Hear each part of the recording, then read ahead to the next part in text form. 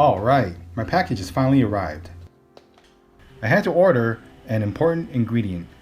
An ingredient that I can't believe that I can't find at my local fresh market. By the way, this delivery guy is the coolest. Did you see his car? I was very surprised because they got almost everything I ever needed. Except this.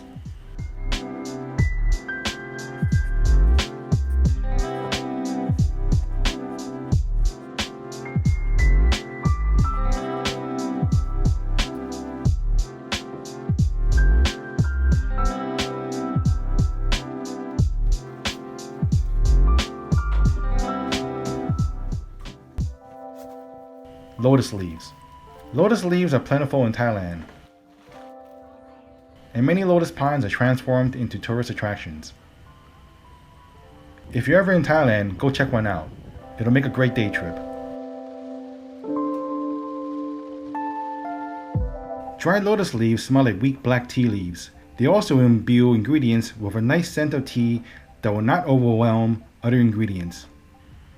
I'm using lotus leaf to make Lo Mai Gai today. In Thailand, there's something similar called cow hor baboa, but I rarely see it. I'm making Lo Mai Gai for someone special today, a little food critic that has never tasted Lo Mai Gai. And I'm going to show you how to make the best one today. I'm going to make about 5 to 6 Lo Mai Gais. So we'll start off by washing 3 whole lotus leaves, which I'll split in half later. After rinsing, submerge in water. You'll need something heavy to keep it down. Don't worry about soaking the center where the stem was. We're going to snip that off later. Soak in water for up to 1 hour. Alternatively, you can boil the leaves in slightly simmering water to make it pliable faster. But working with Lo Mai Gai ingredients takes time and some patience, which is why I'm doing it this way. Next, I'm going to wash and clean 2 cups of sticky rice. Some bags of rice will say glutinous rice, and is one and the same. Then add 2 cups of water and let soak for 1 hour before cooking. I'm going to be using a rice cooker.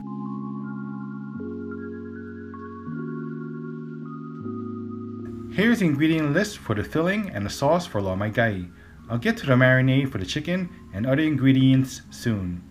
First, it's about time to cook the rice, so I'm going to take the casing off of the Chinese sausage and drop it into the rice and start cooking on the white rice setting. It's the way my mom and my dad cooked lapchung, so it's the way I'm going to do it from now on. The lapchung with the skin off is going to flavor that sticky rice as it steams. Shiitake mushrooms is a key ingredient for flavoring the sticky rice. I soaked the mushrooms overnight and so should you. It will add a deep and intense flavor. Mushrooms are like a sponge and soak up lots of water, so squeeze the water back into the bowl. And whatever you do not toss that mushroom juice. It will be the basis for the Lo Mai Gai sauce. Thinly slice the mushrooms, set aside.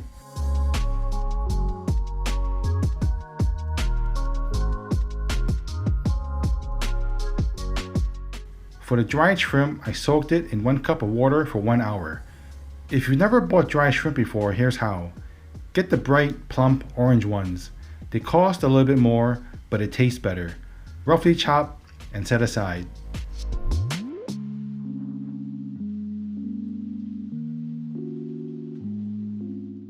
In a mixing bowl, add chicken, pork, bamboo, mushrooms, and dried shrimp. It's time to make the marinade. Add 2 teaspoons of dark soy sauce, 1 tablespoon light soy sauce, 1 tablespoon Chinese cooking wine, 1 tablespoon oyster sauce. I never put oyster sauce on a measuring spoon because I can't get all of it out. That's why I pour it directly out of the bottle. 1 teaspoon of ground white pepper. Mix thoroughly. Then cover with plastic and refrigerate for 30 minutes. After the 30-minute marinade, leave the chicken mix on the countertop so it can come up to room temperature, about 10 minutes. Meanwhile, get ready a tablespoon of cornstarch mixed with a tablespoon of water to make a slurry. This will thicken the sauce. I added some of the dried shrimp water to the mushroom water for a total of 1 1/4 cup. This will be the base of the sauce used to flavor the sticky rice as well as the filling. Now add 2 tablespoons of oil to a pan on medium heat. When pan is hot, add all the chicken mixture. Cook until the chicken is almost done, about 3 to 4 minutes.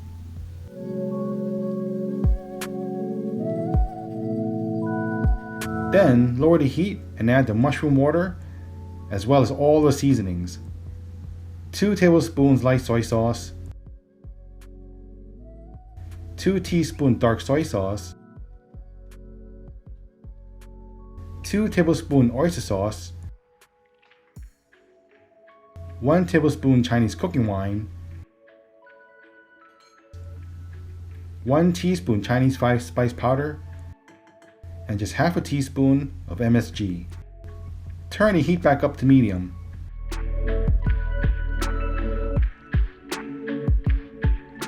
When the sauce starts to boil, add slurry and mix immediately. In a few minutes, the sauce will thicken up. And keep stirring the entire time.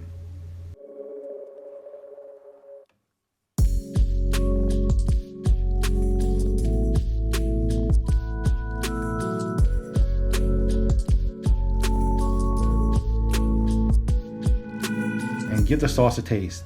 This is the most important step.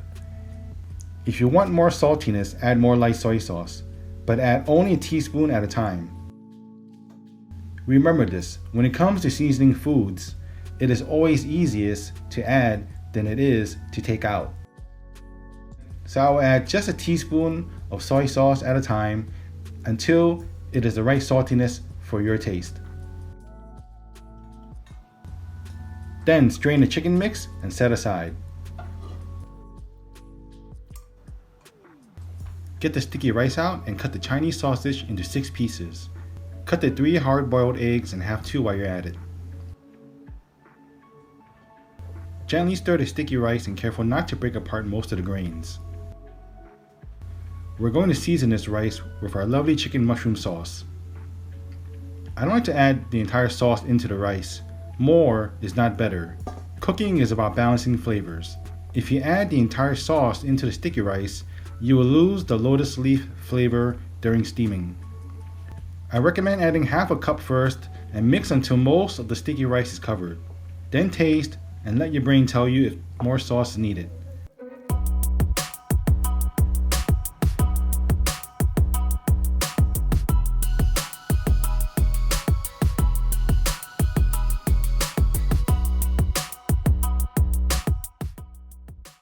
And with this leftover sauce, just use a little bit of imagination. With some crushed peppercorns, cooked on low heat, you get a nice and lovely steak sauce. Take out a lotus leaf, snip off the base of the leaf at the stem with a scissor or knife.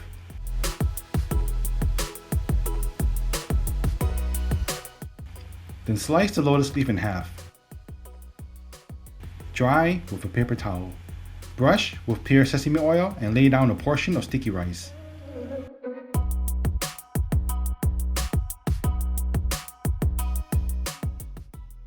Don't be cheap with the filling too. If you're making this for friends and family, it's not nice to treat them like non-paying customers. There are many ways to wrap this. You're only doing it wrong if all the stuff comes flying out. But I like to leave an egg uncovered with sticky rice so it has full contact with the lotus leaf. This way, the lotus leaf will give the egg a nice little fragrant tea flavor. Top off with a little bit more of sticky rice and wrap. I like to wrap my Lo Mai Gai like a burrito. It works just fine.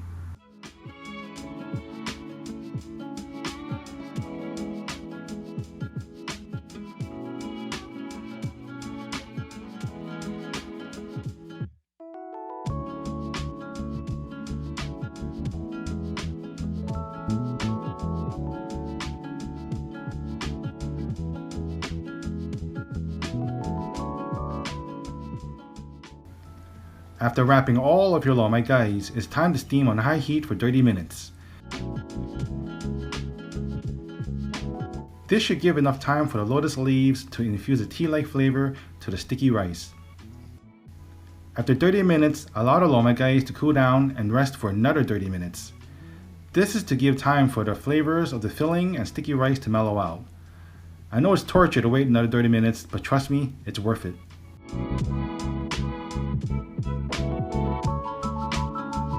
Next, find your own favorite little food critic and cross your fingers and hope she likes it.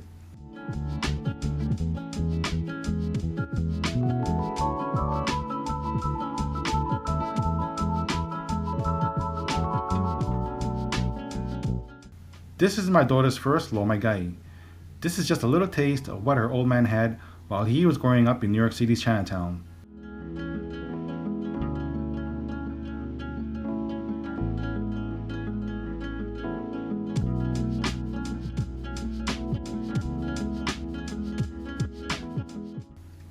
And there will be many more.